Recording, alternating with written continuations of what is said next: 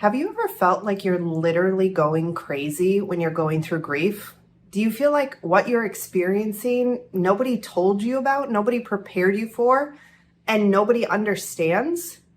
Do you feel lost in your grief recovery journey and you just feel like the rest of the world has moved on and you have no idea what you're doing? Well, if so, then today's video is for you. Hi, my name's Kelli Nielsen with Grace for Living After Loss. And on this channel, we discuss all things related to grief. What does it look like? What does it feel like? But most importantly for you, we share tips, tools, and resources on how to move through grief and get back to living a life that you love. And on today's episode, we're actually going to be doing a bit of a book review of the book that I wrote called You're Not Crazy, You're Grieving. Because that was my experience. I literally felt like I was losing my mind at times. I felt like nobody understood me, and I had a hard time finding someone to help me in the midst of it. I found a whole lot of people who described for me how grief felt and how unbearable it is and how long it's going to last, but I couldn't find the practical, tangible tools in order to actually move through grief and get back to living a life that I love. So I wanted to share with you some excerpts from the book today, share a little bit of my personal story with you, and obviously, if you want to read the rest of the book, we will drop the link in the description below so that you can hear the whole story and discover for yourself the tools to recover from grief and loss. The first half of the book is my personal story of loss, and the second half of the book outlines what we call our grief relief framework and process. This is the 5-step process that we use with all of our clients here at Grace for Living After Loss. This is the pivotal powerful process that helps you to actually move through grief and digest it and process it and get back to a life that you enjoy living. But let's dive right into the book, shall we? I have picked some specific key parts of the book to give you a little insight into my story and how I got launched into this work to begin with. So a quick background is that I grew up in Minnesota, and my dad had quite a bit of mental health and addiction issues, and culminating in a hospitalization in January of 2017. So we will pick up right there. The hospitalization and all of it took up the entire month of January 2017. In and out of the hospital, on and off psychiatric hold. My father was erratic. He was convinced that the hospital was violating his constitutional rights. He kept calling me, asking me to look up statutes and specific constitutional laws because he planned to sue the entire hospital system when he got out. His doctor filed for a motion for him to be committed against his will. Now, the way it works in Minnesota is that when a doctor makes that recommendation, a social worker is assigned to the case. Then the social worker will interview the psychiatrist, the patient, and a few members of the patient's family to determine if this case is worthy or not to go in front of a judge. If they do, then the case will be seen by a judge, and a judge will make the final determination whether or not the person is going to be committed against their will. In our case, the social worker interviewed the psychiatrist, my dad, and also my mom and my sister. My mom and sister explained to her that my father was not in his right mind, and that he was saying threatening things to all of us, and that he was a danger to himself and to others. The social worker ultimately denied our request. She overruled. And we found out very abruptly on Saturday, January 28th, that he was going to be released from the hospital. Now, he had plans to leave my mother, so he had asked my brother Ryan and I if he could come stay with one of us until he could find a place to live on his own. I did not feel comfortable or safe at the idea of having him in my house. I knew that he was mentally unstable and that he was still a danger to himself. I could not, as a single mother, take that on. I also didn't want to get caught in the middle of what was going on between he and my mom. I believed he was making a huge mistake in leaving her, and he was caused tremendous damage, and I wasn't going to support that. I explained to him that he wouldn't be allowed to stay at my house. My brother Ryan told him the same. He would need to go find his own place and figure out his own life if he was in fact leaving my mom. However, my mother was petrified of the idea of him coming home. She was fairly convinced that he was suicidal and he was just telling everyone what they wanted to hear so that he could be released from the hospital only to come home and to take his life. That was one of her biggest fears, that he would take his life in their home. It was unsettling news for all of us that he was being released from the hospital. He went home, and I expected him to just pick up his clothes and belongings and leave, since that's what he was telling all of us he was planning to do. But to my surprise, he went home and stayed. Saturday, Sunday, Monday, I spoke to my mother every day to check in on both of them and make sure they were both okay. When I spoke to her on Tuesday, January 31st, I was surprised to find that he was still there. I said, "Mom, Dad's still there? I thought he was leaving. What is he still doing there?" Her response was, "Well, we're just taking it day by day. You know, things are rough, but we're trying to work on it."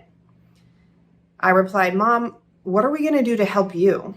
What are we going to do to get you support? This is a very stressful time and a scary place for you to be. How can we support you? Would you be open to going to a counselor or a Christian women's group?" She said, "Yeah, I think I would like to check out a Christian women's group." After the decision was made, we chatted a little bit more. I had a date scheduled that night that we were both excited about. She said to me, "You'll have to call me tomorrow and let me know how it goes." The call ended. I went about the rest of my day, and I went on that date that night. The next morning, I was awakened by a call at 6 a.m. from my father, and he was weeping.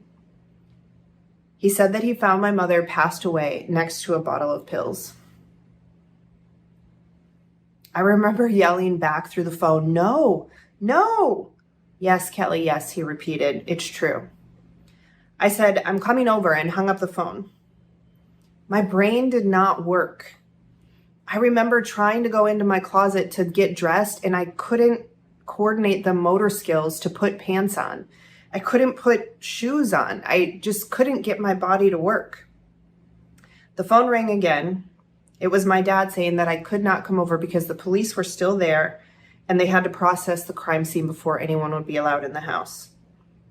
I could not accept that. "No," I yelled into the phone. He put a police officer back on the phone who explained that they were in the house and I wouldn't be allowed to come in until they left. I asked him to call me once they were done.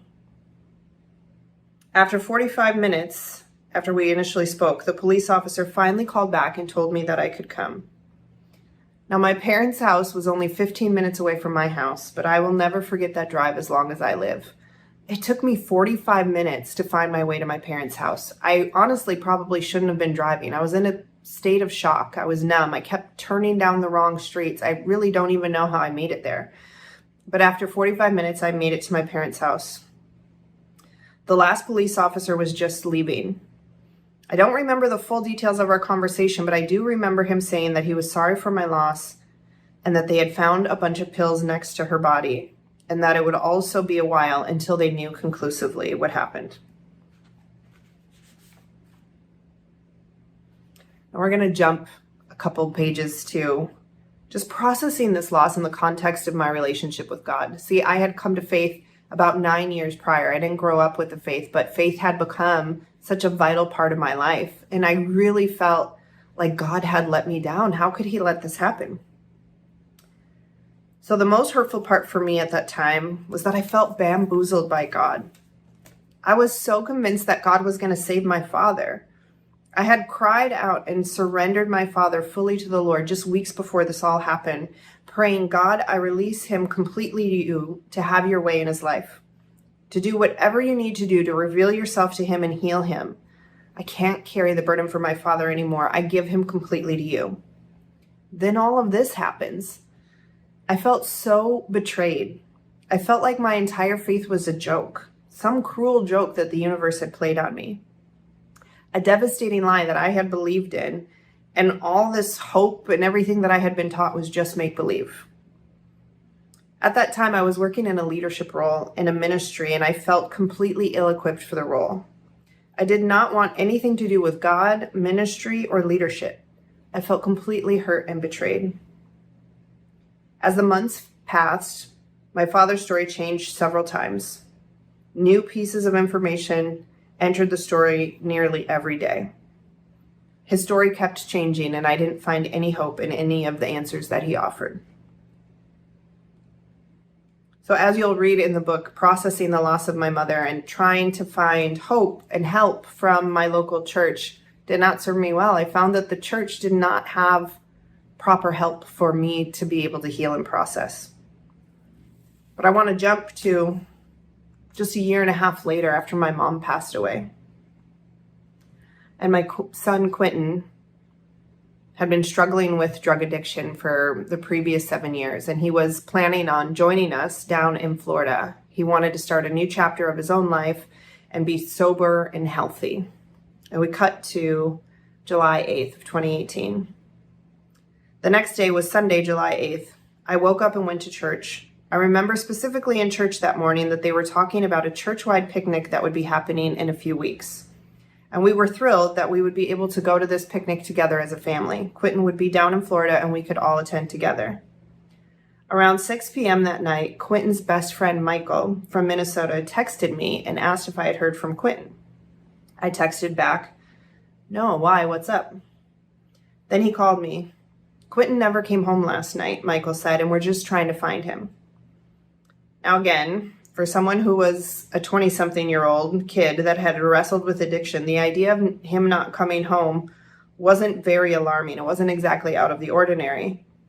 But it was the fact that Michael was calling me that I knew something had to be very wrong. "Michael," I said, "what's really going on?"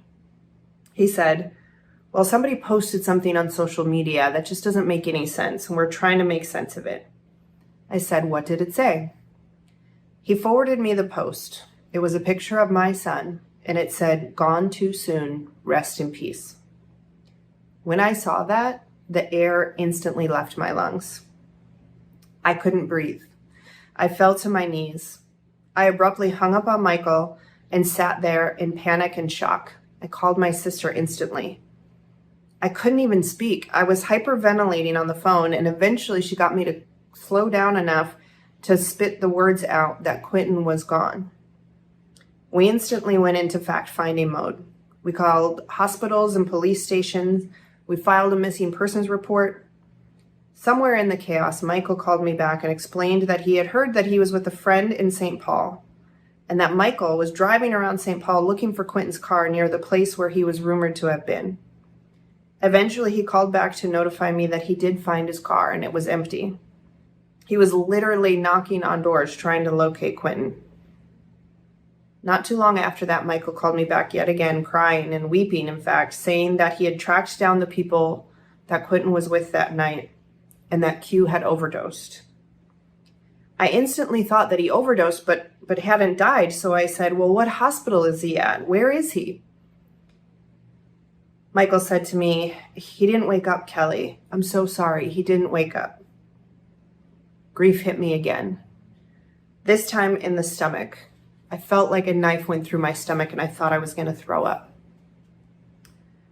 So at this point, we didn't have anything confirmed from anyone official, so this was just a bunch of rumors.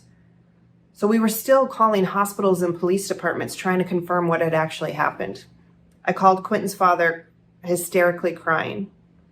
I left him a voicemail begging him over the phone to tell me that this wasn't true. He called me back after getting the voicemail and saying, "This can't be true. I just saw Quentin yesterday. He's fine." I explained more about what everyone was saying. He said he would make a few calls and get back to me. About 45 minutes later, his father called me back to let me know that the police were at his door and they confirmed that Quentin had passed early that morning. I threw my phone on the floor and screamed, "No, no, no, it's too much. It's too much. God, it's too much." My daughter Piper was there by that time. She heard me scream when I got on the official news and crumpled onto my closet floor. I will never forget Piper's very first words that she said to me. She said, "You're not going anywhere, Mom." My poor daughter had just lost her grandmother to suicide a year prior and now her brother to overdose. Her first concern in that moment was about my ability to handle the weight of this. I said, "I'm not going anywhere." "Mom," she said gently, "remember, God never gives us more than we can handle." And I replied back, "Well, I wish God would stop thinking so highly of me." Those are the two catastrophic traumatic losses that I experienced back to back. The rest of this book is about how God led me through a healing process, how he took me by the hand and showed me the keys and the steps, how to heal our hearts and minds and bodies from tremendous grief and trauma, how to rewire our minds so that we can be engaged in our present and still looking forward to our future. And I have been committed to that cause ever since. It was walking through that process that I realized, why is nobody teaching this? Why is nobody showing people that there are things you can do that make a tremendous difference when you're grieving? And that's what this book is about. I hope that you'll grab a copy. I hope that it blesses you. I hope that it encourages you. And if you're looking for other tools and tips about grieving, please be sure to subscribe to this channel. Thanks so much. We'll see you again soon.